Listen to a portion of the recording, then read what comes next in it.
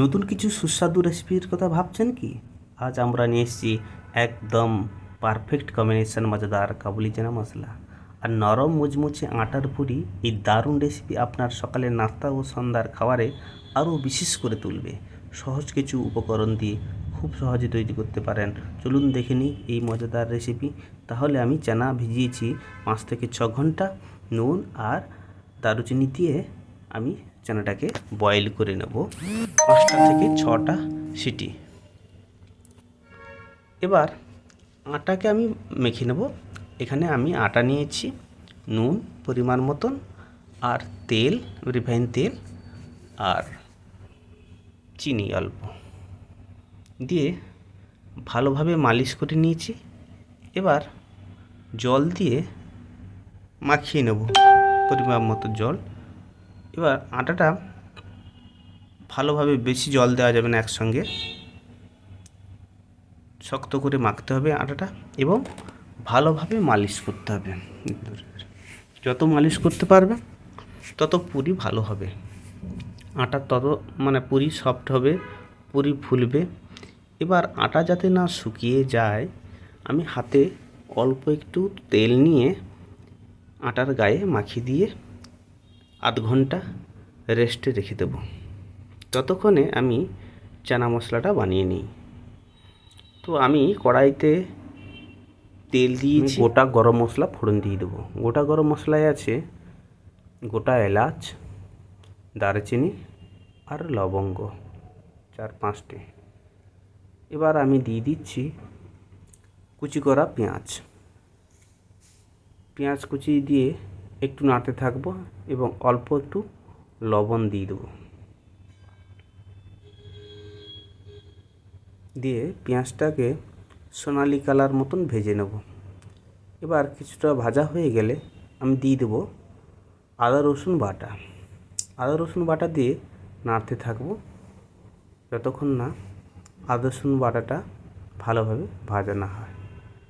আমার আদা রসুন বাটাও ভাজা হয়ে গেছে। এবার দিয়ে দিচ্ছি হলুদ গুঁড়ো, লঙ্কা গুঁড়ো, জিরে গুঁড়ো আর ধনে গুঁড়ো দিয়ে মশলাটাকে নাড়িয়ে একটু পাকিয়ে নিলাম। এবার আমি টমেটো কুচি দিয়ে দিলাম। আমি 2টো টমেটো কুচি করে রেখেছিলাম, 2টো টমেটো কুচি দিয়ে দিলাম। চানা মশলায় একটু টমেটো একটু বেশি লাগে, টক মিষ্টি স্বাদ হবে, সেই জন্য টমেটো একটু বেশি দিতে হবে। এবার অল্প একটু জল দিয়ে আমি গ্রেভিটাকে আরও ভালোভাবে তৈরি করে নেব যতক্ষণ না তেল ছাড়ছে, গ্রেভি থেকে তেল আসে। এবার আমি চানা বয়েল করা ছিল, চানা বয়েল করা আমি দিয়ে দিলাম। চানাটা কিন্তু ভালো বয়েল হতে হবে, 5 থেকে 6টা সিটি দিয়ে দিতে হবে, একদম নরম থাকতে হবে।